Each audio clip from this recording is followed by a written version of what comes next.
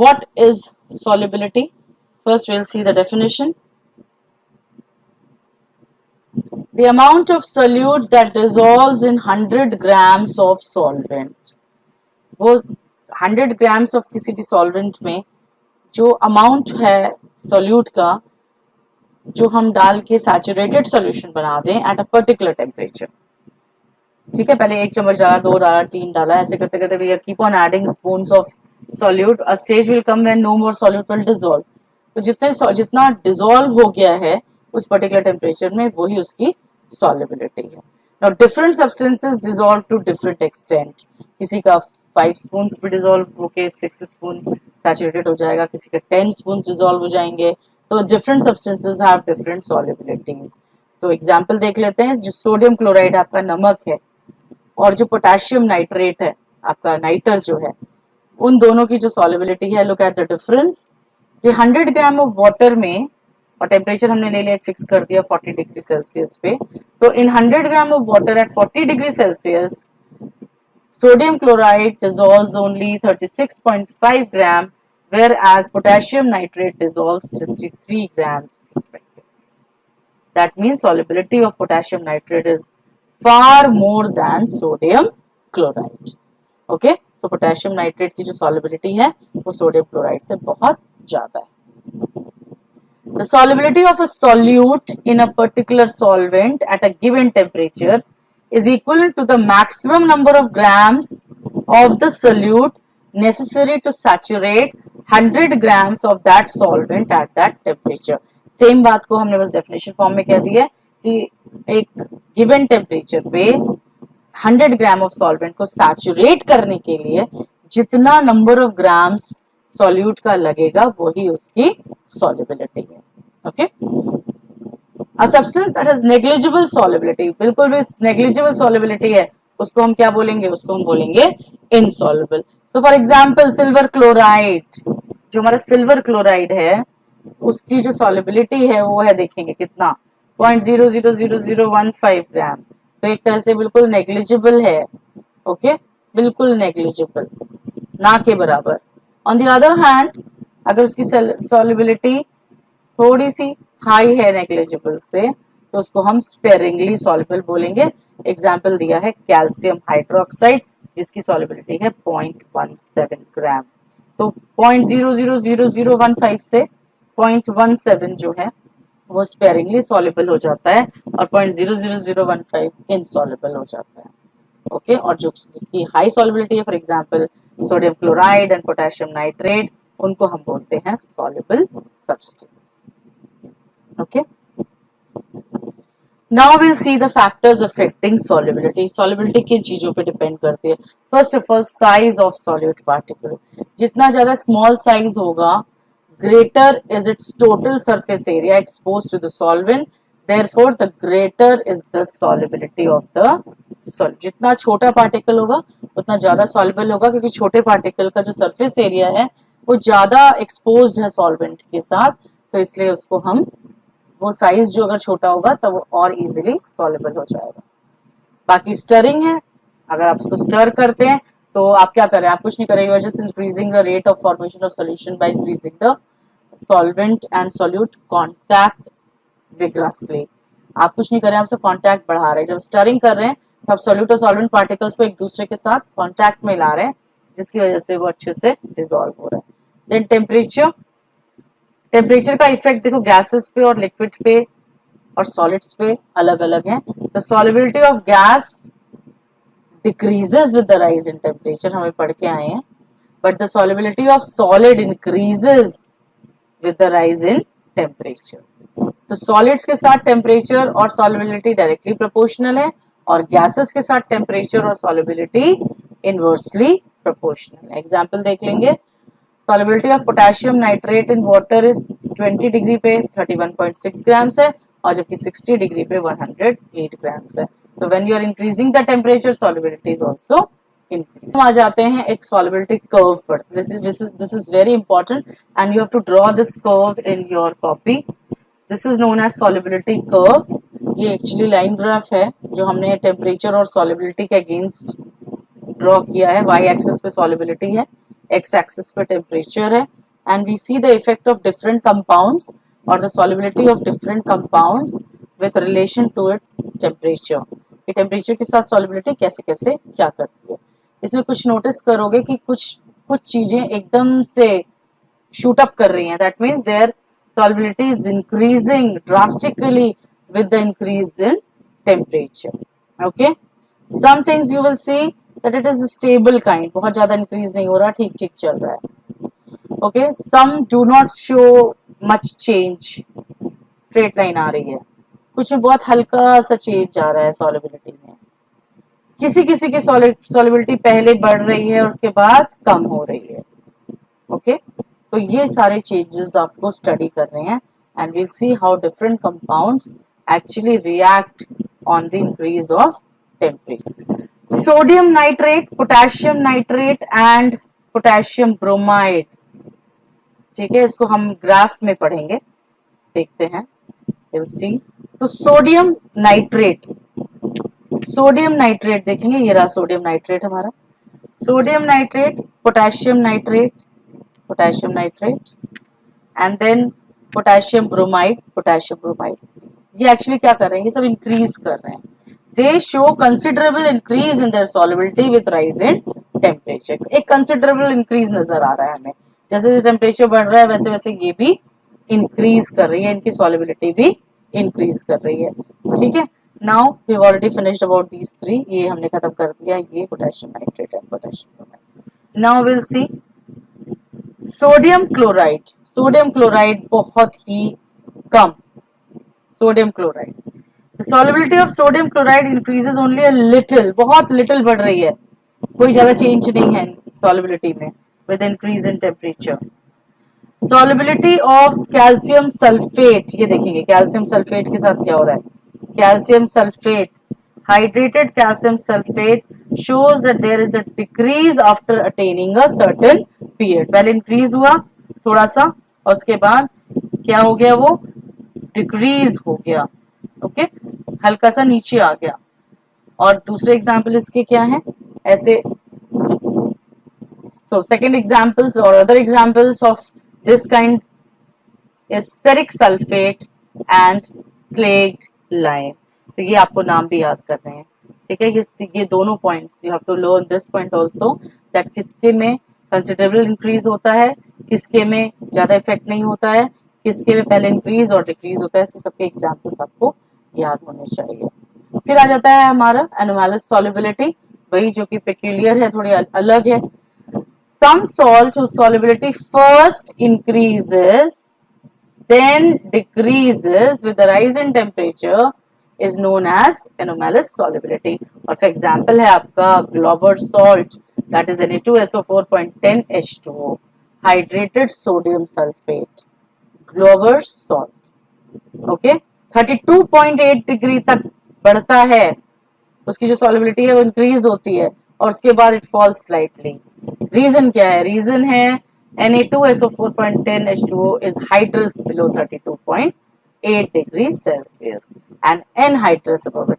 यहाँ तक वो हाइड्रस रहता है, उसके अंदर वाटर ऑफ क्रिस्टलाइजेशन प्रेजेंट रहता है, लेकिन यहाँ पे वो क्या हो जाता है, वो अनहाइड्रस हो जाता है, इसीलिए उसकी सॉल्युबिलिटी डिक्रीज हो जाती है. दैट मीन्स हाइड्रस सब्सटेंसेस की अलग होती है सॉल्युबिलिटी और एनहाइड्रस सब्सटेंसेस की अलग होती है. So you have to learn this sodium sulfate. So one more thing which you have to keep in mind is that if the process is endothermic means we are giving heat to the process. Okay, heat is given in, okay. When heat is given in, the solubility of solute increases with increase of temperature. So as the temperature increases, and if it is an endothermic process, because in exothermic, what will happen? The solubility of solute increases in an endothermic process. Or examples हैं KNO3 and NaNO3. The solubility of KNO3, that is potassium nitrate and sodium nitrate, increases with rise in temperature. But if it is an exothermic process, heat is out, then what will happen? Then the solubility increases on lowering the temperature. When you lower the temperature, then solubility increases. So this thing you have to keep in mind, because solubility is different in endothermic process and exothermic process. An example are calcium sulfate and calcium hydroxide. So solubility of calcium sulfate and calcium hydroxide in water decreases on increasing the temperature, because it is exothermic process. So that is why you have to keep this in mind, that in endothermic process, if you increase the temperature, solubility will increase, but in an exothermic process, the solubility decreases on increasing the temperature. This thing you have to keep in mind. Okay, some of you might be thinking that what is the reason for this exothermic and endothermic differentiation of solubility. So you will study the reason for it in higher classes. Okay. Now this is important thing for you.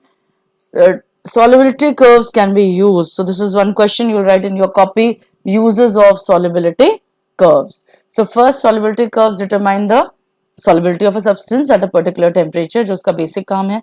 Then the effect of cooling of hot solutions of different substances can be found from the curve. That what happens when we cool the hot solutions, how does it affect the solubility. For example, when a saturated solution is prepared at 40 degrees Celsius and then it is cooled at 15 degrees Celsius, some salt gets precipitated out. So you will, we've already discussed this, that how crystals are formed, how precipitation is done. Now, determination of solubility of a solute at a particular temperature is not in your syllabus, so you will not do this, but this, you have to learn this formula. Okay. So how will you find out the solubility? Solubility, the formula says mass of solute upon mass of solvent. Okay, not mass of solution. You have to remember this. Previously we have done a formula which says mass of solute upon mass of solution into 100 when we were finding out the volume percent and mass percent. So for solubility, the answer will be, the formula will be mass of solute upon mass of solvent into 100. So this is the formula which you will be learning and you will be using to do the numericals. Let's see some numericals now. 12 gram of saturated solution of potassium chloride at 20 degrees Celsius. Okay, when evaporated to dryness, leaves a solid residue of 3 grams.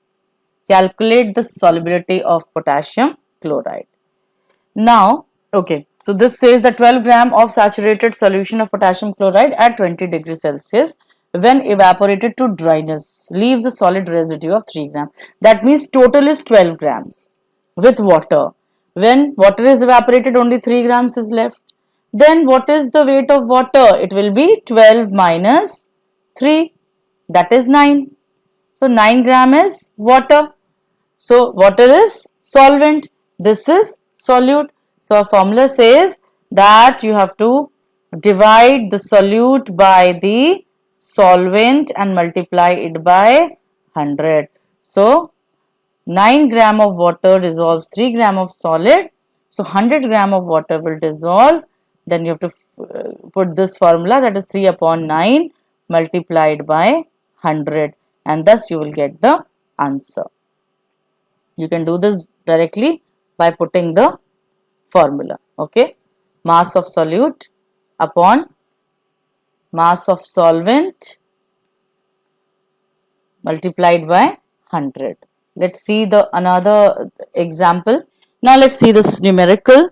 Here they are telling us to find the weight of sodium nitrate required to prepare 60 gram of crystals, pure crystals, from its saturated solution at 70 degree Celsius. Okay, so this is what is given, and they have given that solubility of sodium nitrate is 140 grams at 70 degree Celsius.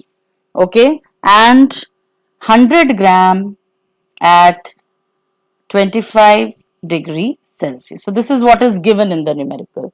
Now we have to find out the solution of it.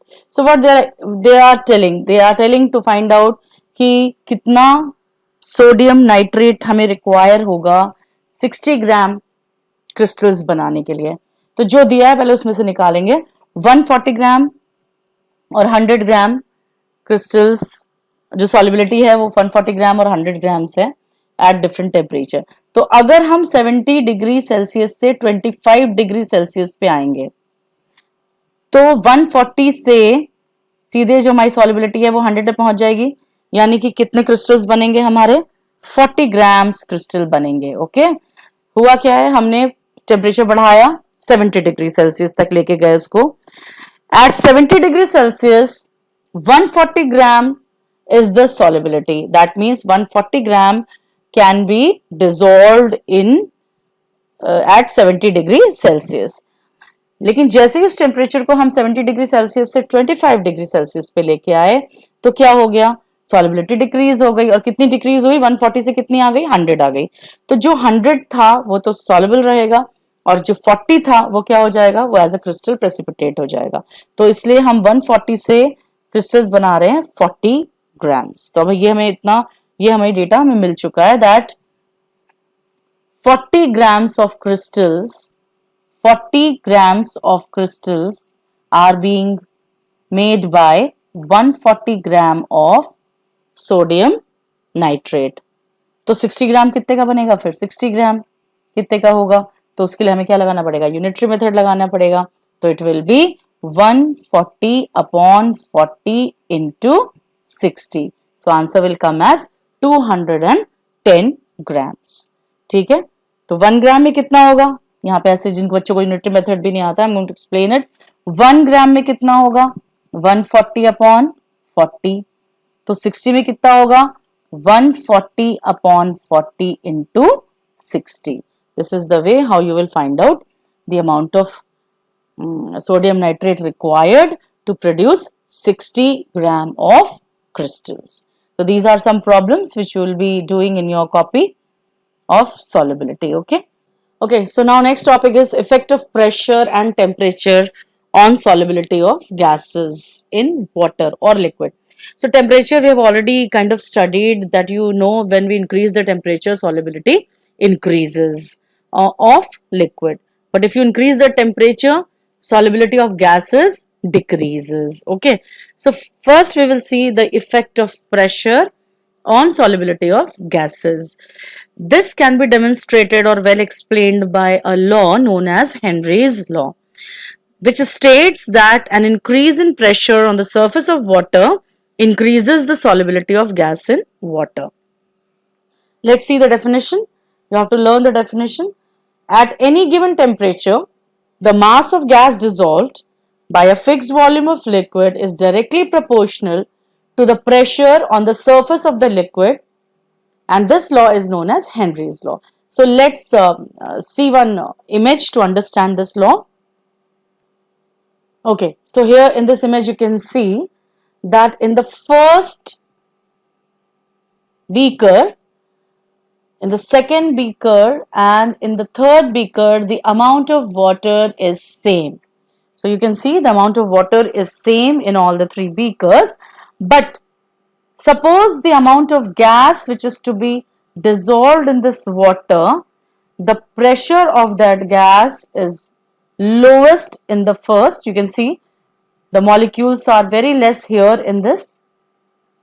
Now we have increased the gas, the amount of gas above the liquid. Above this water, we have increased the pressure of gas. That means the amount of gas is more than 1, more than first beaker. In the third state, again we have doubled the pressure of that gas. That means amount of gas in this third beaker is more than second, more than second. So this means the more gas will dissolve in this third container. Why? Because the pressure of gas is more here on the third beaker. So that means we can summarize this law as the solubility is directly proportional to pressure. यहाँ पे जो pressure है वो उस gas का pressure है जो आप डिसॉल्व करना चाहते हैं और उस लिक्विड के ऊपर वो कितना अमाउंट में है। यहाँ पे देखेंगे, यहाँ हमने एक एग्जांपल ऐसे थोड़ा सा मतलब उसको diagrammatically we are explaining it. because here the pressure of gas is lowest, so only say two molecules of gas have dissolved. Here 4 in comparison to first, and here more than 4 in comparison to first and second. So this is what Henry's law is, which states that the solubility of gas is directly proportional to the pressure of the gas above that liquid. Okay. So this was Henry's law, and the temperature and the level of water or the amount of water was fixed. The level was fixed. So this is what it states. It's directly proportional to the pressure on the surface of the liquid. We have already taken the example of carbon dioxide only in the last image. The solubility of carbon dioxide in water under normal atmospheric pressure is rather low. यहाँ पे normal atmospheric pressure का मतलब है कि जो अभी हमारे आसपास जो अमाउंट ऑफ एयर है जो वो प्रेशर एक्सर्ट कर रहा है उसमें कार्बन डाइऑक्साइड का परसेंटेज इज वेरी लो, से less than 1%. Okay, so the solubility will be low. But suppose if I put more carbon dioxide above that water, so the pressure will be more of carbon dioxide, and it will with that higher pressure a lot more carbon dioxide gas dissolves in it. So this is the example of soda water. So what happens when you open the bottle? When you open the bottle, actually you are releasing the pressure which was above that liquid, and when you release the pressure, the gas, the solubility decreases and gas rapidly bubbles out. Okay, तो जैसे ही आपने bottle खोला, sudden decrease हुआ pressure का और gas जो है उसकी सॉलिबिलिटी कम हुई और वो बबल्स के साथ बाहर की तरफ निकल आया. So this is what Henry's law is. What is the effect of temperature? You all know that increase in temperature of water causes decrease in solubility of gas. तो गैस के लिए, for gas, solubility is inversely proportional to temperature. That means for gases, if you increase the temperature, the solubility decreases and vice versa. And that is why when you boil the water, it loses its taste, and the reason is as soon as you boil the water, the dissolved gases which add taste to it, they escape, and thus they leave the water tasteless. And a decrease in temperature of water increases the solubility of gases in water. This I've already explained you. Solubility is inversely proportional to temperature. That is why chilled soft drinks bottles give out more fizz. Reasoning का question है ये reasoning का question है. QR लिखेंगे यहाँ इसको और learn करेंगे. क्वेश्चन ये आता है, why chilled soft drink bottles give out more fizz? The reason is when we decrease the temperature, that is make it cooler, the solubility of gases increases. Okay, and that is why when you open that bottle, it gives out more fizz.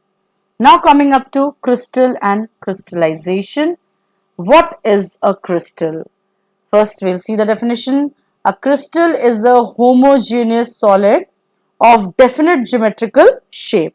सबसे पहले समझना है कि जो crystal है वो क्या है.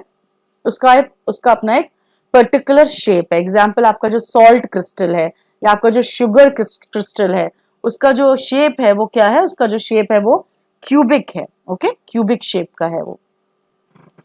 कॉपर सल्फेट के जो क्रिस्टल्स हैं वो कैसे होते हैं? वो होते हैं रोम्बोहेड्रिक. वो अभी हम देखेंगे जब आगे एग्जाम्पल में. तो रोम्बोहेड्रिक होते हैं. तो इस तरीके से जो क्रिस्टल्स हैं, they have definite geometrical shape, they are homogeneous in nature, symmetrically arranged, and they have sharp edges. So ये crystal हो गया. And what is crystallization? It is a process by which crystals are obtained by cooling a hot saturated solution. इसको भी अभी हम एक video से इसको हम समझेंगे. First we'll see कि different shapes क्या क्या हैं हमारे crystals के.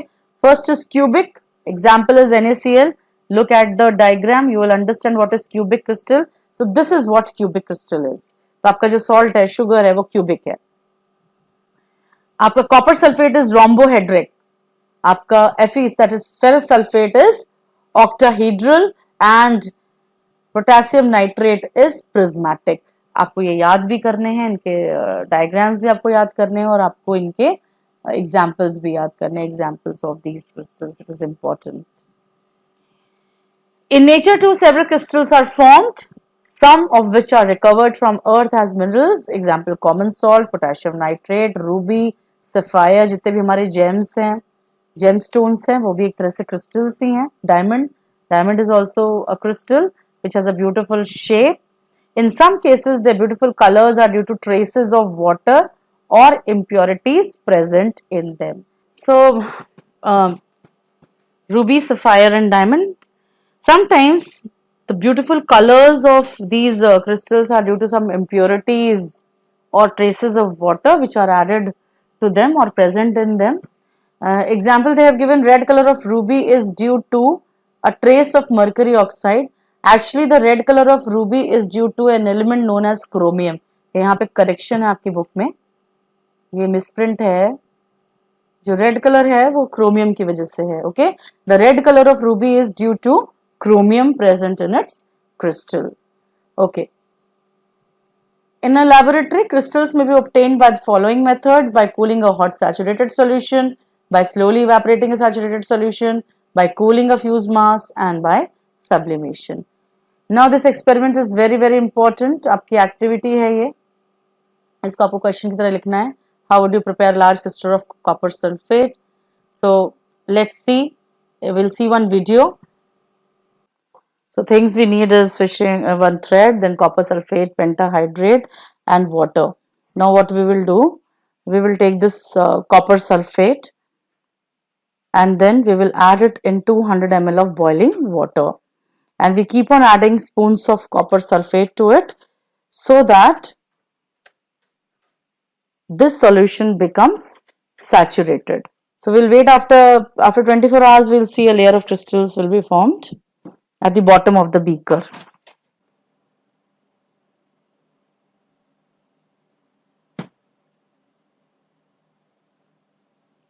Beautiful crystals at the bottom of the beaker will be formed after 12 hours. We'll mash the crystal and we'll try to find out a big crystal of copper sulfate. This crystal will act as a seed crystal. We'll tie a thread in the seed crystal and now we'll hang this with the help of a cardboard. We'll hang this crystal seed or seed crystal in the saturated solution of copper sulfate. You can see the method of tying. Now we are hanging this seed crystal into the solution and we will leave it for few weeks. Make the solution clear and you see after 1 week this crystal is growing now after 2 weeks, and after 6 weeks you can see the crystal has grown. So you have seen the video how that seed crystal grew over the time. This is the activity which you will be learning and writing in your copy. You have to cover that beaker which we have covered in the video. You must have seen by using cardboard we have covered the beaker so that no dust gets in. Otherwise the crystals will grow around this dust particle. Okay, so you can see the crystal grow, and after a few days the crystal will be found to have a quite big size, and the suspended crystal acts as a seed crystal. Okay, this is the definition of seeding which you have to learn. The process of inducing crystallization by adding a seed crystal of a pure substance into a saturated solution is called seeding. So the process by which you have added a seed crystal and you have increased its size by the process of crystallization, this process is known as seeding. Seeding means growing big. The seed crystal is growing big. Caution will be again same thing which I have told you, avoid addition of dust particles or the crystal will form around them as well. Now we'll see the next topic is hydrated and anhydrous substances. So what are hydrated and what are anhydrous substance? The substance which contain water molecule. You must have seen some formulas where you try to put 0.10 H2O, 0.5 H2O. So in the junior classes we have already told you this is water of crystallization which you'll study in higher classes. So this is water of crystallization. Every molecule has some amount of water contained in that particular molecule. So that water is known as water of crystallization because it gives that molecule crystalline shape. Okay. So what are the examples? Let's see. Sodium carbonate decahydrate, Deka मतलब 10, तो decahydrate मतलब 10 water molecules. Pentahydrate means 5, penta means 5, 5 hydrate means 5 water molecule. So these are hydrated substance because they hydrated, मतलब ये hydro word कहाँ से, hydrated word water से आया, that means it has got water in it, so hydrated. Substance which do not contain any water along with the salt are anhydrous substances. और कुछ substance ऐसे हैं जिनमें वाटर क्रिस्टलाइजेशन नहीं होता है, तो वो होते हैं आपके anhydrous, example NaCl, potassium nitrate, etc. Okay, now let's see hydrated substances. The crystal of some salt contain water of crystallization. This water gives the crystal their shape and also gives them their color. For example, copper sulfate crystals blue color के होते हैं और उनका अपना एक shape भी होता है जिसको हम बोलते हैं रोम्बोहेड्रिक शेप. तो उनका अपना एक शेप भी है और कलर भी है. तो ऐसे क्रिस्टल्स जो होते हैं उनको हाइड्रेटेड सॉल्ट्स बोलते हैं. What is water of crystallization?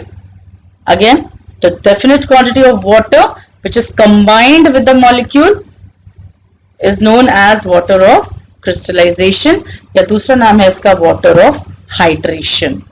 So what is the definition? The fixed amount of water that is associated with some compounds which is an integral part of their crystalline structure. अगर ये water of crystallization चला जाएगा तो उनका crystalline shape भी चला जाएगा. तो ये जो water of crystallization है, it actually gives shape to the structure to the compound. That is why if you lose that water crystallization, then they will lose their shape also. It is an integral part. Water of crystallization is a loose chemical combination and can be driven off as steam by heating the crystal above 100 degree Celsius. जैसे आप heat करेंगे उस salt को तो आप देखेंगे कि water vapour निकल रहा है उससे और जो सब्सटेंस है वो अपना क्रिस्टलाइन शेप लूज कर रहा है. और ये जो लिक्विड इसमें से evaporate हुआ, the water vapor will condense on the top layer of the test tube where it is cooler. Okay, this liquid gives. Now how will you come to know that this is the liquid is water? We will test it with, so we can test it with cobalt chloride, because cobalt chloride, which is blue in color, and anhydrous, we will take anhydrous cobalt chloride which is blue in color, it turns pink in the presence of water. So this is the test of water. So we can test this liquid and it will be water only.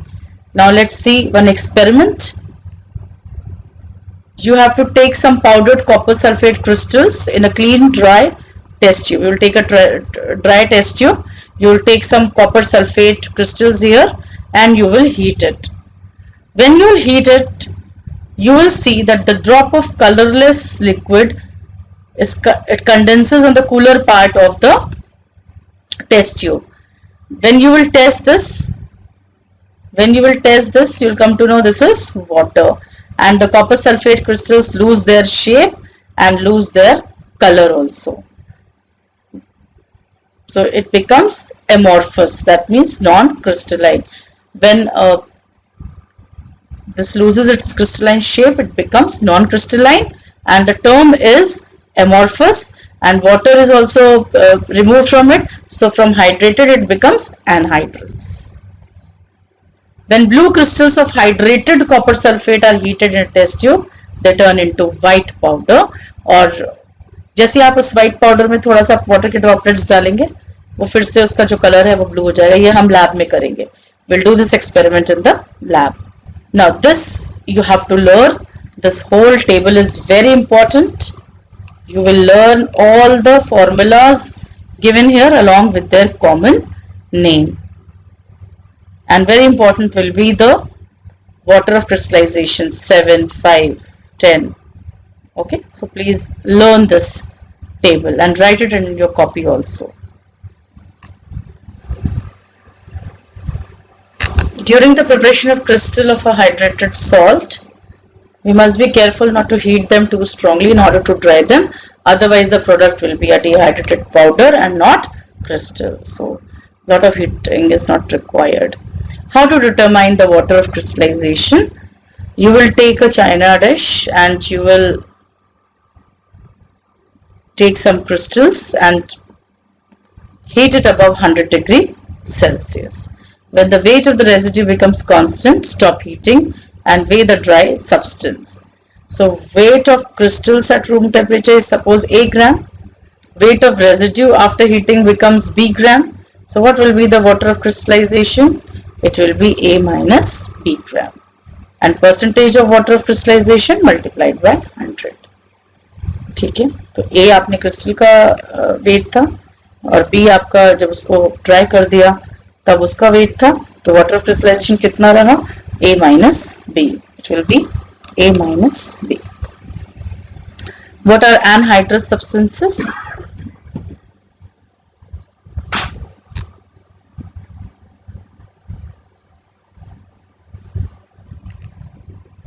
So what are anhydrous substances? Which contains no water, lacking their salts, lacking their water of crystallization. The term anhydrous is used. Okay, the term anhydrous is most often applied to crystalline substances when the water of crystallization is removed. अगर आपने water of crystallization हटा दिया तो उसके बाद जो substance बचता है जिसमें water of crystallization नहीं है तो हम उस substance को anhydrous substance कहते हैं. Anhydrous can also refer to the gaseous form of some concentrated solution such as ammonia to distinguish it from its aqueous solution form. Anhydrous solvents are used to perform certain chemical reactions that cannot produce in the presence of water. Example of anhydrous substances: table salt is anhydrous sodium chloride, gaseous HCl is anhydrous. Anhydrous salts obtain कैसे करेंगे? उसको heat करके, direct heat कर दीजिए आप, water of crystallization remove कर दीजिए, heating in dry and hot air, heating under vacuum, by using dehydrating agents such as warm concentrated sulfuric acid. This we will study further when we will study drying and desiccating agents. The crystalline shape of a substance is not necessarily the result of presence of water of crystallization. जरूरी नहीं है कि अगर if water of crystallization is not present, then it will not be a crystalline shape. So number of crystalline solids are there without holding any water of crystallization. पहला example आपका NaCl है. मैंने अभी बताया था आपको कि NaCl का जो शेप है वो क्यूबिक है, but it does not contain any water of crystallization. These examples you will be learning. Nitre also has a shape, but it is not containing any water of crystallization. Sugar also, potassium permanganate also, ammonium chloride also. They all contain crystalline shapes, but they do not contain water of crystallization. What is the effect of heat on the crystal of sodium chloride and potassium nitrate? Suppose you heat the crystals of sodium chloride, what will happen? On heating, crystals of sodium chloride produces a crackling sound called decrepitation. The crackling sound which is produced is known as decrepitation, and this is due to breaking of bigger crystals of sodium chloride into smaller one. जैसे heat करेंगे तो जो big crystals हैं वो break होके छोटे crystals में break हो जाएंगे, तो इस प्रोसेस को बोलते हैं decrepitation. On the other hand, crystal of potassium nitrate first melt into colourless liquid and then they produce oxygen. ये हम ऑक्सीजन के प्रिपरेशन में आप पढ़ चुके हैं इसको. This is very important reaction for the preparation of oxygen gas. Potassium nitrate is heated and it forms potassium nitrite and oxygen gas is evolved, and this is yellow in color. Yellow residue is left behind. Both the substances do not contain water of crystallization. Now this is very important, the properties. इनके आपको definitions और examples जरूर से learn करने हैं. So what is efflorescence? The phenomenon where a compound loses its water of crystallization on exposure to dry air. जो keyword आपके answer में आएगा वो है exposure to dry air and loses its water crystallization. मान लीजिए आपने कंपाउंड को ड्राई एयर में रखा और उसने अपना क्रिस्टलाइन शेप लूज कर दिया, तो ये जो प्रोसेस है इसको हम बोलते हैं efflorescence. Okay, and the crumbling of crystal into powder. जो क्रिस्टल है उसको एकदम क्रम्बल हो जाएगा, टूट के it will come in powder form. So the substances which show efflorescence are called efflorescent substances. Let's see the example. Washing soda. Washing soda का formula क्या है? It is sodium carbonate hydrated, that is decahydrate. Sodium carbonate decahydrate. When you expose it to dry air, its crystalline shape loses, okay, and becomes monohydrate. एक water का molecule रह जाता है, बाकी 9 जो वाटर के मॉलिक्यूल्स हैं वो ये लूज कर देता है. And why this happens? This occurs when vapor pressure in the hydrated crystal exceeds atmospheric pressure. जो atmospheric pressure है वो कम है, vapor pressure अंदर ज़्यादा है, जिसकी वजह से जो water है it will come out of the crystal and it loses that water of crystallization. This is minimized during humid condition. अगर humid condition होगी तो dry condition में ये ज़्यादा होगा और humid condition में ये कम हो जाएगा, क्योंकि water crystallization को बाहर आना है. तो जितना ड्राई होगा उतना ज़्यादा वो अच्छे से it will come out and leave the molecule. Another example of efflorescent substance is globose salt, that is sodium sulfate decahydrate. Okay, sodium sulfate decahydrate. This also becomes powdery anhydrous sodium sulfate when exposed to air. 10 के 10 molecules को इससे अलग हो जाते हैं dry air में और वो कैसा बन जाता है, anhydrous. Another example is Epsom salt, that is magnesium sulfate heptahydrate. Hepta means 7. Again, it will lose its 6 water molecules and will become a monohydrate, that is magnesium sulfate monohydrate it becomes. The higher the temperature of the air, the higher is the efflorescence. This is because air absorbs more water with rising temperature and decreasing moisture. Now air has to take out that water of crystallization from the crystal.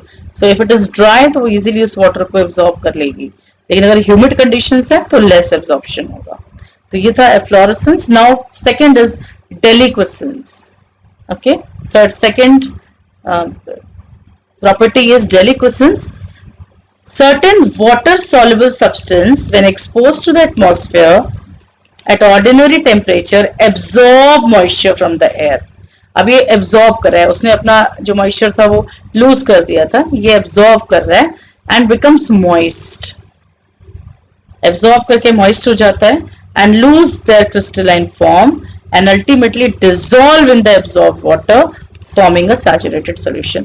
Now this is very very important. ये आपको बहुत अच्छे से इसको याद करना है कि deliquescence जो property है, deliquescency जो property है, उसमें water absorb करेगा, moist होगा और फिर इतना ज़्यादा गीला हो जाएगा कि एक saturated solution बना लेगा. Okay, you must have seen this phenomenon at your home. जब आपके घर में बारिश के टाइम पे नमक बाहर रख दिया जाता है, किसी कटोरी में, ओपन कटोरी में अगर आप नमक रख देते हैं तो what will happen, you will see that it becomes moist and it becomes sticky and it becomes so moist that you will feel that it is wet now and it has grown into a wet sticky liquid. Okay, so this is the property of deliquescence, or the substance are known as deliquescent substance and phenomenon is known as deliquescency. Deliquescence कब होता है, जब vapor pressure inside the crystal is very low as compared to the vapor pressure in the atmospheric air. तो वो जो atmosphere का pressure रह जाता है तो वहां से जो vapor है वो अंदर की तरफ आ जाएगा, crystal के अंदर आ जाएगा. तो during dry condition minimized है और during humid condition maximized है. एग्जाम्पल देखेंगे. अब इसमें एग्जाम्पल ध्यान रखिएगा, टेबल सॉल्ट का मत दे दीजिएगा, because table salt that is pure sodium chloride is not a deliquescent substance. तो अगर आपके घर में प्योर सोडियम क्लोराइड रखा होगा तो वो कभी भी deliquescent नहीं होगा, because sodium chloride does not show the property of deliquescency. तो फिर ऐसा क्यों होता है टेबल सॉल्ट के साथ? वो इसलिए होता है क्योंकि उसमें impurities मिक्स करते हैं. अब वो जो है वो है आपके magnesium chloride and calcium chloride. You have to learn the name of the this impurities also, and this is very important question, reasoning का क्वेश्चन है, आपकी कॉपी में आना चाहिए. Why table salt turn moist and ultimately forms a solution on exposure to air in during rainy season? तो आप लिखेंगे कि table salt जो है वो प्योर सोडियम क्लोराइड नहीं है, क्योंकि pure sodium chloride is not deliquescent. And this is the table salt which we use at home is a commercial version, which contains impurities like magnesium chloride and calcium chloride. तो calcium chloride और magnesium chloride जो है वो deliquescent substance है. तो कोई example अगर याद नहीं रहेगा तो ये दोनों आप लिख सकते हैं डेलिक्वेसेंस के एग्जाम्पल में, magnesium chloride and calcium chloride. This kind of impurity can be removed by passing a current of dry hydrogen chloride gas through a saturated solution of the affected salt, and pure sodium chloride is produced as a precipitate which can be recovered by filtering, washing first with little water and finally with alcohol. तो ये process है जिससे आप pure sodium chloride निकाल सकते हैं इस commercial value में से, इस कमर्शियल वाला जो मिक्सचर है उसमें से. Okay, so another examples are caustic soda, caustic potash, that is potassium hydroxide and sodium hydroxide, magnesium chloride, calcium chloride मैंने already बता दिया आपको, zinc chloride and ferric chloride. These are the examples of deliquescent substance. तो keyword याद रखिएगा इसमें definition में, ultimately dissolve in the absorbed water.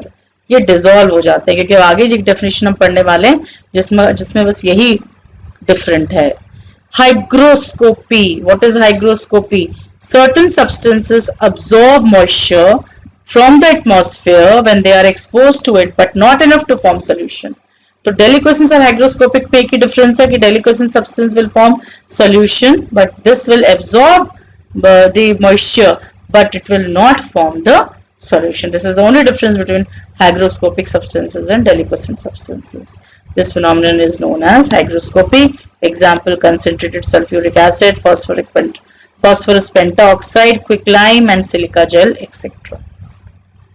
So they will take away the moisture from the air. Hygroscopic substances take up the moisture from the air, although they do not get dissolved in it. They do not form solution. Another term is drying and dehydrating agent. Drying agents are substances that can readily absorb moisture from other substance without chemically reacting with them. ठीक है, chemically react नहीं करेंगे, किसी भी substance में से water या moisture को एब्जॉर्ब कर लेंगे. एग्जाम्पल देख लेंगे, anhydrous calcium chloride, anhydrous zinc chloride, phosphorus pentoxide, magnesium sulphate, dry sodium sulphate, etcetera. They will absorb water vapour from the air और इसीलिए इनको हम ड्राइंग एजेंट्स भी कहते हैं. और इन सब्सटेंस का दूसरा नाम क्या है? डेसिकेंट्स और desiccating agent. So drying, desiccants and desiccating agents are same thing, but dehydrating agents are different. Okay, let's see. पहले ये समझ लेंगे कि जितने भी हाइग्रोस्कोपिक सब्सटेंसेस अभी जो हमने ऊपर पढ़े हैं वो सब क्या हैं? वो सब ड्राइंग एजेंट्स हैं. They also are drying agent because they absorb water or moisture, but they do not make solution. Now what is dehydrating agent? Dehydrating agent are the substance that can remove even the chemically combined water molecule. मतलब water of crystallization का भी जो water निकाल लें वो dehydrating agents होते हैं. ठीक है, for example concentrated sulfuric acid dehydrating agent है क्योंकि it can remove the chemically combined water molecule from copper sulfate pentahydrate, that is blue vitriol. तो अगर blue vitriol में आप concentrated H2SO4 पास करेंगे तो copper sulfate अलग हो जाएगा और उसका जो pentahydrate वाला जो 5 molecules of water है उसको अलग कर देगा because it is a dehydrating agent. Dehydrating agent can remove hydrogen and oxygen in the ratio of 2:1 in the form of water. So you can see this another example. Cane sugar में भी उसको dehydrate करने के लिए, carbon उसमें से अलग करने के लिए we use concentrated hydrochloric sulphuric acid. और एग्जांपल क्या है डिहाइड्रेटिंग सब्सटेंस के? Alumina, that is aluminium oxide and phosphorus pentaoxide. तो ये तीनों एग्जांपल डिहाइड्रेटिंग एजेंट के याद कर लेंगे. Concentrated H2SO4, aluminium oxide and phosphorus pentoxide.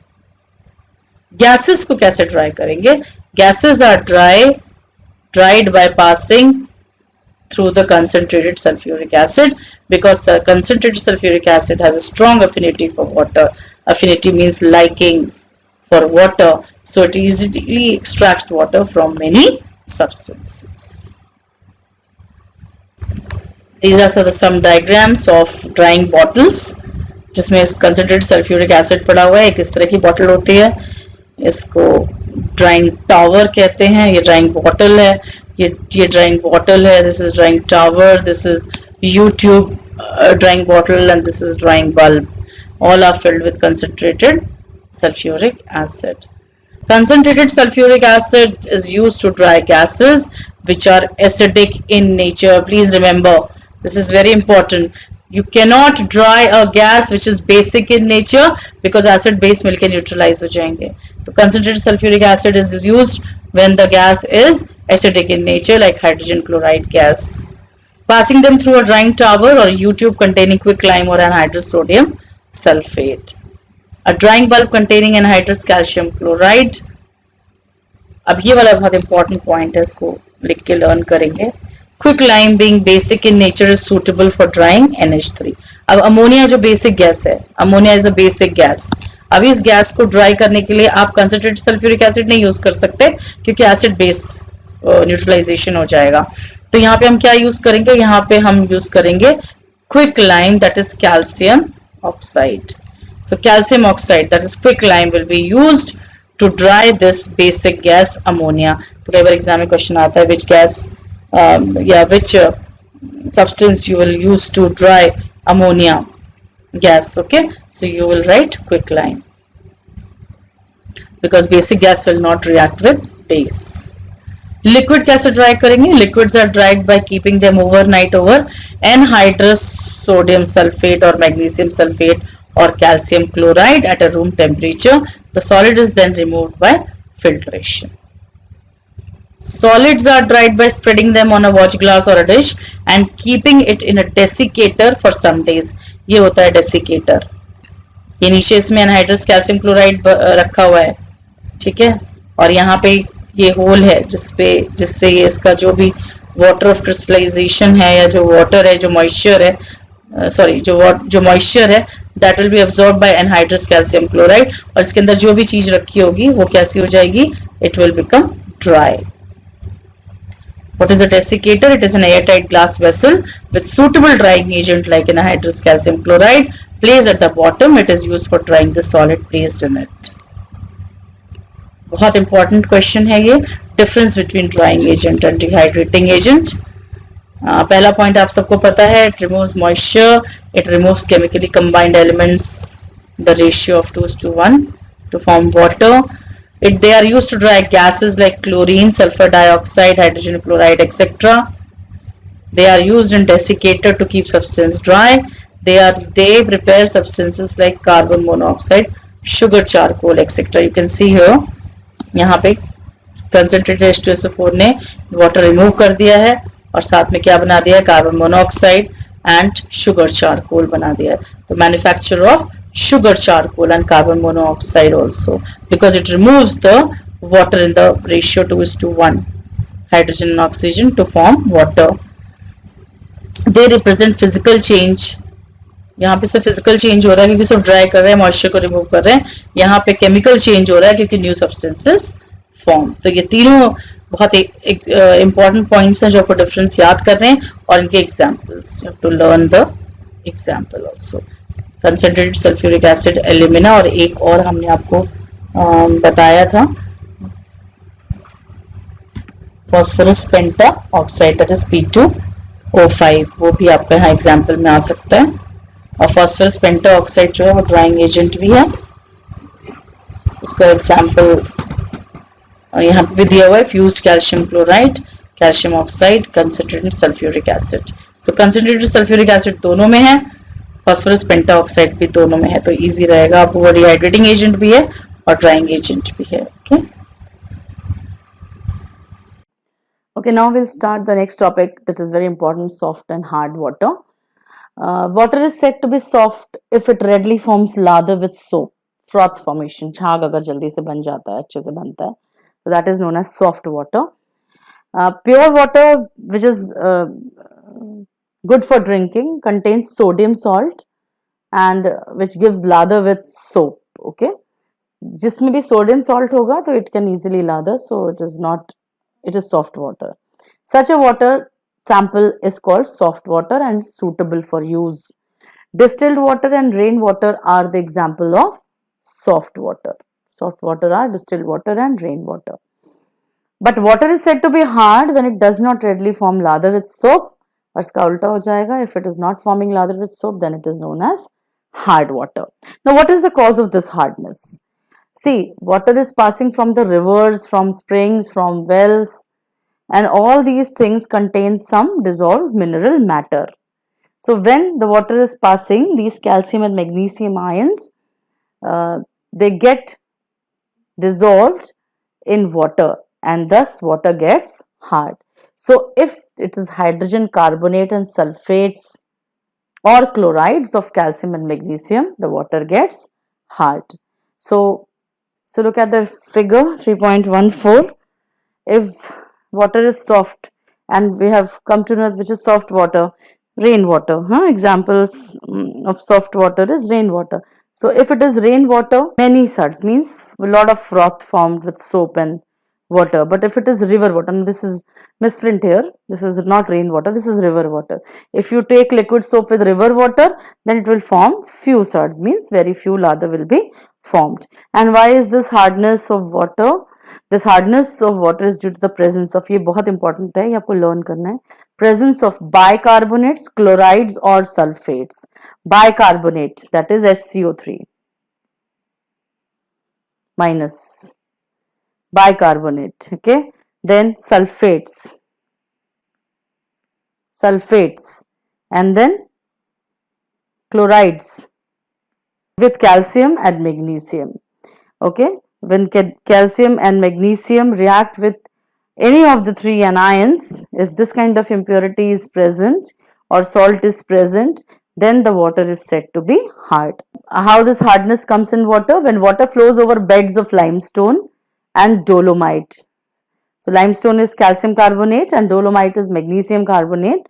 If water flows over the beds, means suppose river is flowing and the land beneath contains these two compounds, then this will mix slowly with water, forming this carbon dioxide slowly converts some of these into soluble calcium and magnesium bicarbonates, which get mixed with the water and makes it hard. So they are insoluble, but the carbon dioxide will convert some of these into soluble calcium and magnesium bicarbonates, which get mixed with water and make it hard. So this is the thing which is making water hard, that is calcium bicarbonate and magnesium bicarbonate. They are soluble in water. This is insoluble in water, okay. So formation of calcium bicarbonate in the presence of carbon dioxide, which is there in water, and this carbon dioxide in water, when comes in contact with calcium carbonate, which is insoluble in water, will form a soluble compound known as calcium bicarbonate. Same thing happens with magnesium carbonate also, which is insoluble, but when it comes to comes in contact with the water which is containing carbon dioxide, very small amount, and then this will make magnesium hydrogen carbonate or magnesium bicarbonate, which is soluble, and thus these two things makes water hard. This cave is made up of limestone, okay, that is calcium carbonate.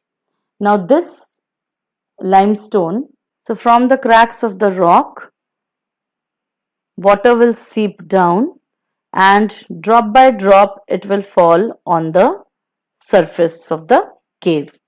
Then when this water is dripping down after the because of some pressure and heat and warmth inside the cave, you will see that there is a formation of this kind of conical structure here and this kind of conical structure here.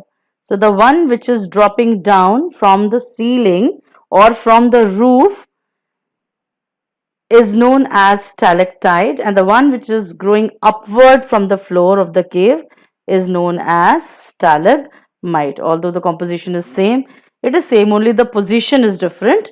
One is hanging from the top and one is on the floor. So you can see here, this is stalactite and this is stalagmite, which is coming up from the floor, okay. They meet after a time and form pillar like structure, and after some time what will happen? These two will join here, these two will join here, so they will form a pillar like structure. In a year, some grow less than even a centimeter, but some as tall as 100 centimeter.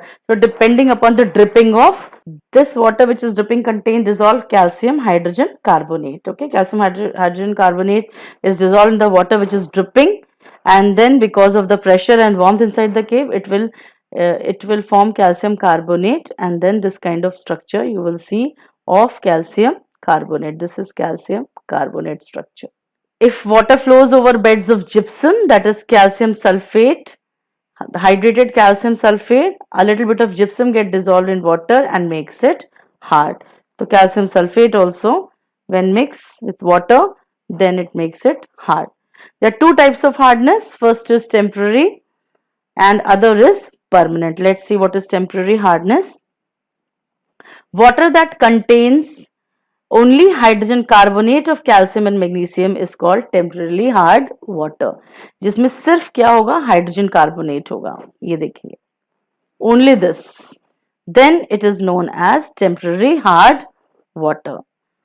And when you boil it, क्यों, क्योंकि temporary क्यों बोला गया है, because if you boil it, so you can remove this hardness just by boiling. As soon as you boil it, it will convert into calcium carbonate, and which is insoluble, so it will settle down at the bottom, and then carbon dioxide will be evolved and you will get pure water.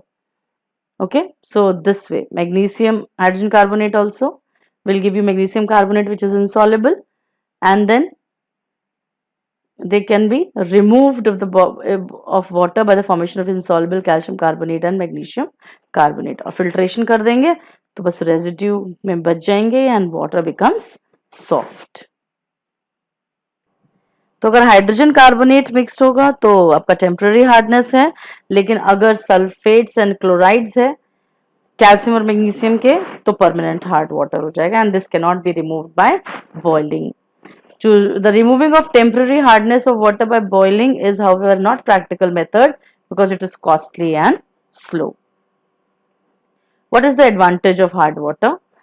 Hard water contains some dissolved salts which are good for our bones and teeth, and soft water free from dissolved salts has a very flat taste.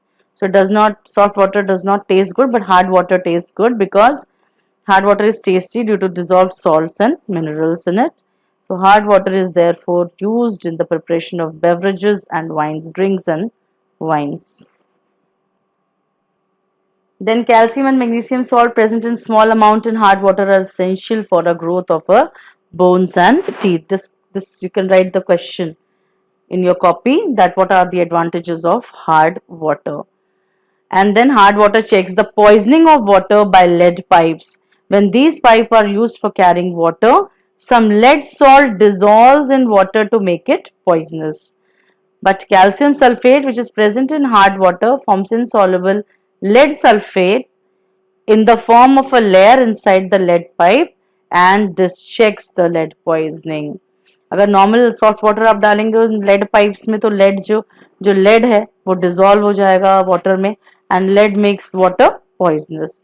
लेकिन अगर hard water आप flow करेंगे lead pipes में से तो the calcium sulphate which is there in hard water, it will form an insoluble layer of lead sulphate inside. पूरे जो whole है उस पाइप का उसमें चारों तरफ से एक लेयर बना देगा, प्रोटेक्टिव लेयर बना देगा लेड सल्फेट की, और इसकी वजह से जो लेड है it will not dissolve in water and thus it checks the lead poisoning.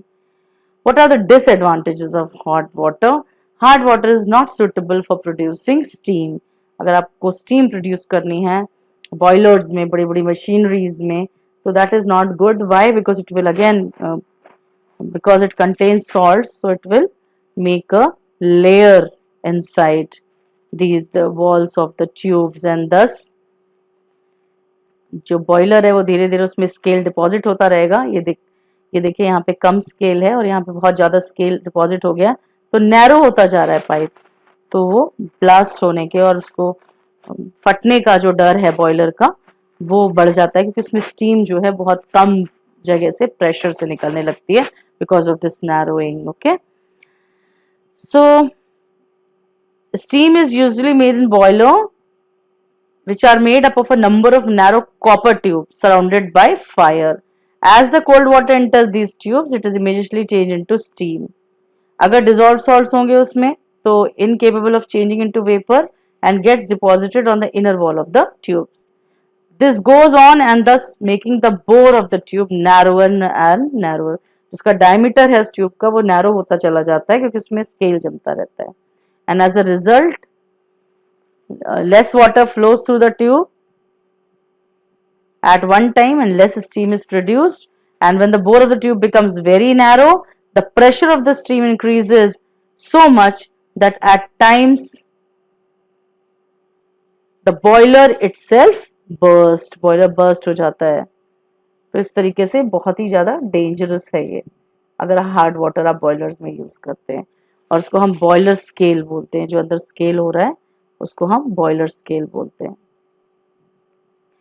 जो बॉयलर स्केल है वो it is not only a bad conductor of heat but it also makes it narrow and produces more pressure. Okay, so loss of efficiency of the boiler and wastage of fuel also happens. And to minimize the loss, boiler scale is removed from time to time by using a boiler compound, or else water is first softened and then used. तो both cost money. या तो आप उसको boiler scale को बार बार remove करिए जल्दी जल्दी, और या वाटर को पहले सॉफ्ट करिए और तब उस बॉयलर में फ्लो करिए. The furring of tea kettle is also caused by the sediment formed on its walls from boiling hard water. जो टी केटल है जिसमें आप वाटर बॉईल करते रहते हैं तो यू मस्ट हैव नोटिस एक बहुत मोटी कोटिंग जो है वो जमा हो जाती है उसमें. This for is nothing but carbonates of calcium and magnesium. ये जो कार्बोनेट और कैल्शियम एंड मैग्नीशियम की एक लेयर उसके ऊपर जमती रहती है पूरे में. एंड दस the hard water also spoils taps, washing machine and even geyser. अगर हार्ड वाटर गीजर में भी है तो गीजर का भी सेम हाल होगा कि अंदर उसमें बहुत सारी लेयर हो जाएगी और वो ठीक से efficiently it will not heat the water and block हो जाएगा, चोक हो जाएगा. Hard water is also unfit for washing purpose. जो वॉशिंग है वो प्रॉपर नहीं हो पाएगी अगर आपने हार्ड वाटर यूज किया. You need soft water to wash your clothes properly. And why is it so? Let's see. Soap is chemically a sodium salt of stearic acid. Now you have to learn the formula. This is known as stearic acid, and so this is sodium stearate. That is sodium salt of stearic acid. And चूंकि बहुत लंबा formula है तो उसको हम simply Na capital S and small t से denote कर देते हैं. NaSt. Okay, that means sodium salt of stearic acid. If the water is hard, the calcium and magnesium ions of the water combine with the negative ions of the soap to form a slimy precipitate of insoluble calcium and magnesium, usually given the name of soap curd or scum. अगर hard होगा water, आप उसमें कुछ भी soap डालेंगे तो वो बिल्कुल भी उसमें झाग नहीं बनेगा और एक बहुत ही चिपचिपा उसमें स्लाइमी सा प्रेसिपिटेट बन जाएगा of insoluble calcium and magnesium salts. और इसी को हम बोलते हैं, ये जो स्लाइमी या चिपचिपा सा ये जो प्रेसिपिटेट होता है इसको हम सोप कर्ड या स्कम बोलते हैं. And this is the reaction how soap curd is formed. We have to learn this reaction. That's sodium stearate reacts with calcium hydrogen carbonate, that is hardness of water, and forms soap curd, and sodium hydrogen carbonate is formed.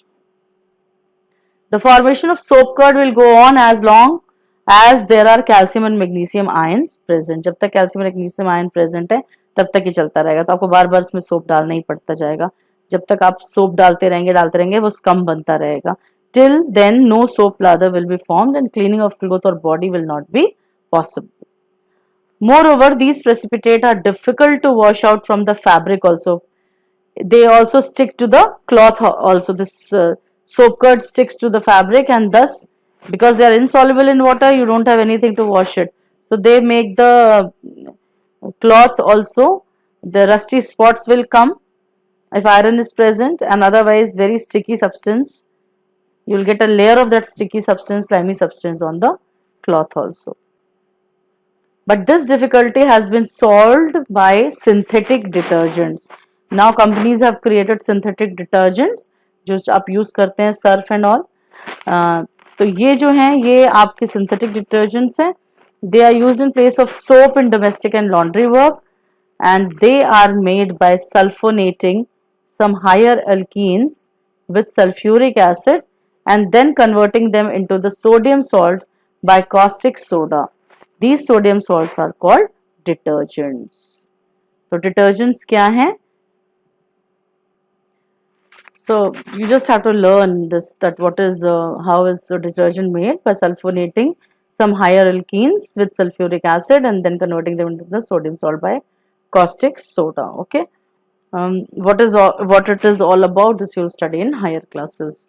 So detergents are more soluble in water than soap and they are unaffected by hardness of water. तो चाहे water hard हो चाहे soft हो, detergents जो है वो lather produce करते हैं hard water में भी और soft water में भी. So they do not form scum, इसलिए वो scum नहीं form करते हैं. And detergents are also called as soapless soap because there is no soap inside them. Now we'll understand the cleansing action of soaps and detergents. When soaps or detergents are dissolved in water, the molecules gather as clusters called micelles. Okay, so for understanding this, first we will see one video. Okay, now we'll see some cleansing action of soaps and detergents. So first we will see how micelles are formed. Before that, we have to understand that what is the structure of soap molecule. So on the screen right now, you can see a soap molecule. Each molecule contains a long hydrocarbon chain which is hydrophobic in nature and a short head which is hydrophilic in nature. This hydrophilic end is attracted by the water molecules, whereas hydrophobic tail is repelled by water but attracted by oil, and this special feature actually contributes the cleaning action. You must be wondering how it works. So any dirt or grime on the cloth, water cannot dissolve this oil, okay? So it itself cannot take away the dirt. So then action of soap comes into action and then the oil is removed. Let's see how micelle formation works. You see, this is soap molecules which are coming close to the dirt because they are getting attracted by the oil, okay, the non-polar end, and the other end is away from it with water. And look at the micelle formation. Many soap molecules will come and surround the oil. So it is a ball shaped collection with hydrocarbon end clubbed together and polar end outside. So when you agitate the cloth, when you rub it, these micelles are lifted off the fabric and then it take along with it the dirt and grease. Okay. So there are many micelles formed on the cloth. Okay, and they all have similar charges, so they will repel, so they will not combine together to form a bigger structure. Okay, so when water is drained off, they get removed from the cloth and thus they remove all the micelles and make your clothes clean. So you have seen in the video how these micelles are formed and how they take away the grease which is present.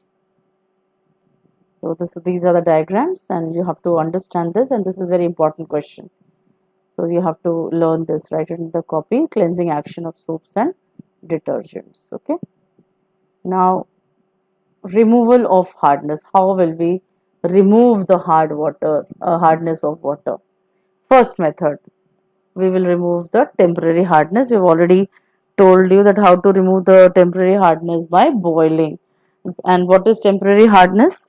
You all know temporary hardness is that which contains hydrogen carbonates, calcium and magnesium hydrogen carbonate or bicarbonates. They are known as temporary hard. The water which contains this kind of salt, then it is known as temporary hardness. So when you boil it, insoluble calcium carbonate and carbon dioxide it precipitates and it evolves as a gas, and water is purified. It becomes soft. This is however not very practical when large quantity of water are concerned. अगर ज़्यादा amount में करना है तो boiling बहुत difficult हो जाएगी, इसमें बहुत ज़्यादा पैसा लग जाएगा, so it is not possible.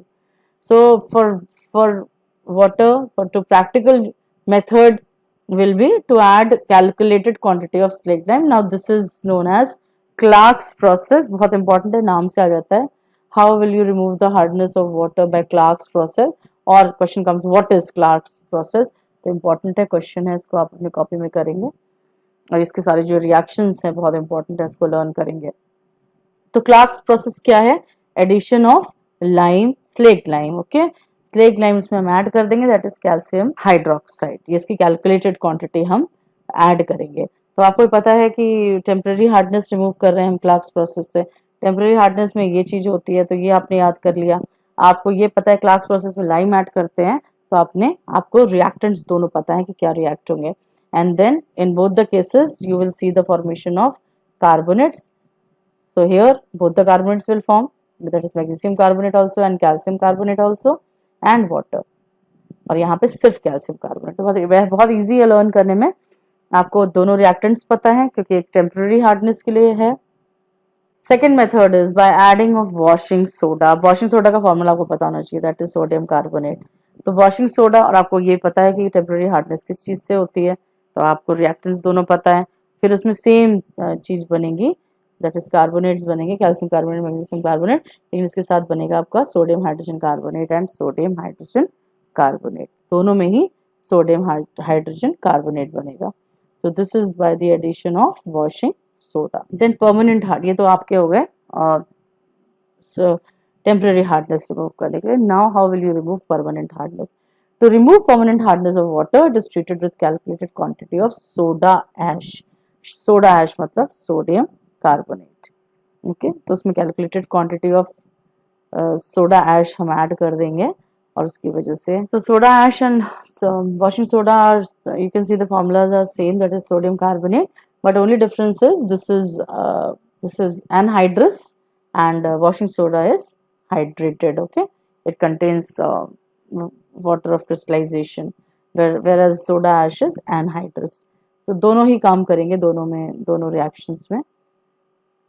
चाहे आप सोडा ऐश यूज कर लीजिए, यहाँ वहाँ पे इसमें देखिए आपने लिखा भी, they've written also when washing soda or soda ash, you can use either, is added to hard water, then this reaction will happen. Okay. So when you add soda ash to permanent hard water, that is sulfates and chlorides, which contain sulfates and chloride of calcium and magnesium, then again calcium carbonate will form and sodium sulfate will form, not harmful to boilers or clothing. Then calcium chloride में भी यही reaction होगा, तब भी calcium carbonate बनेगा और NaCl बनेगा, that is sodium chloride. These reactions are very very important, all the reactions. If however some magnesium sulfate is also present in water, then some slaked lime is also added. अगर magnesium, खाली calcium sulphate नहीं है, magnesium sulphate भी है, तो हमें थोड़ा सा स्लेक्ड लाइम भी इसमें ऐड करना पड़ेगा ताकि फुली प्रेसिपिटेट हो जाए आपका magnesium carbonate. Okay, so you can see here this is the reaction, magnesium hydroxide, calcium carbonate and sodium sulfate is formed. The above methods are suitable for domestic purpose only when small amount of water have to be treated. ये सारे जो method है ये small amount के लिए हैं, लेकिन अगर दोनों तरह की इम्प्योरिटीज प्रेजेंट है, hardness is both temporary and permanent, यानी कि उसमें हाइड्रोजन कार्बोनेट सॉल्ट्स भी हैं और सल्फेट्स और क्लोराइड्स भी है, तो आप क्या करेंगे? In such cases the permutit process is used. The name of the process is permuted. And what is permuted? It is an artificial zeolite. बहुत important line है, इसको learn करेंगे. ये artificial zeolite है. तो ये एक artificial zeolite है जिसका फॉर्मूला है आपका Na2Al2SiO8.X H2. X means any number of water molecule. लेकिन आर्टिफिशियल जियोलाइट और नेचुरल जियोलाइट में क्या अंतर है? पहले तो हम ये देखेंगे what is zeolite. Actually it is a microporous salt of alumino silicate, जिसमें एल्यूमिनियम और सिलिकेट सॉल्ट प्रेजेंट हैं, और ये जो नेचर में हमें मिलता है, जहाँ पे ज़्यादातर वॉल्केनिक इरप्शंस होते हैं, वहाँ पे हमें मिलता है नेचुरली, और वो एब्जॉर्बेंट और कैटलिस्ट की तरह यूज़ होता है। आयन एक्सचेंजर के लिए भी यूज़ होता है, वो हम आगे चल के इसको जब आप पढ़ेंगे हायर क्लासेस में। अभी आपको सिर्फ इतना ही समझना है कि जियोलाइट क्या होता है, उसका काम क्या है। वो एक सीव की तरह यूज़ हो सकता है, ठीक है ना, मॉलिक्यूलर सीव की तरह भी यूज़ होता है वो। और ये जो नेचुरल जियोलाइट है, उसकी जगह हम परम्यूटेट यूज़ कर रहे हैं। परम्यूटेट जो है हमारा आर्टिफिशियल जियोलाइट है, एंड ये जो फॉर्मूला है बहुत बड़ा है, इसलिए इसको हम इस फॉर्मूले से रिप्रेजेंट करते हैं, Na2P, this is permutit, okay. So this is artificial zeolite. So if question comes what is permuted zeolite, it is an artificial zeolite with the formula Na2P, or this formula you will learn. So this is the way how water is softened, hard water is softened by permuted process. इस तरह से एक इन्होंने cylinder ले लिया है, यहाँ पे इन्होंने थोड़ा सा लम्स ऑफ परम्यूटेड डाला है जो कि लूजली पैक्ड है, and above that it is hard water which contains calcium and magnesium, okay, ions. Now these ions, मैंने बोला ना मॉलिक्यूल आयंस एक्सचेंज होते हैं परम्यूटेड में, तो यहाँ पे कैल्शियम और magnesium ion will be stopped here in this place, and then, और यहाँ पे जो हमने आयंस रखे हैं, suppose if you have used the sodium permutit, तो जो सोडियम आयंस है that will take the place of calcium and magnesium, and then they will come out here soft water. मैंने आपको पहले ही बताया था, हमने पहले ही पढ़ा था कि जो सोडियम है वो अगर प्रेजेंट है वाटर में तो it does not make water hard, तो यहाँ पे बस आयन एक्सचेंज हो जाएंगे, calcium and magnesium ion, so they remain there with permitted, and sodium is exchanged in place of calcium and magnesium, and thus the removal of calcium and magnesium ion happens here, and then it makes water soft. When no longer active, the permitted is regenerated. और इसको regenerate करना पड़ेगा जब इसमें बहुत सारे calcium और magnesium ions fill हो जाएंगे, सोडियम खत्म हो जाएंगे, then it is done by running a concentrated solution of brine. Brine is NaCl.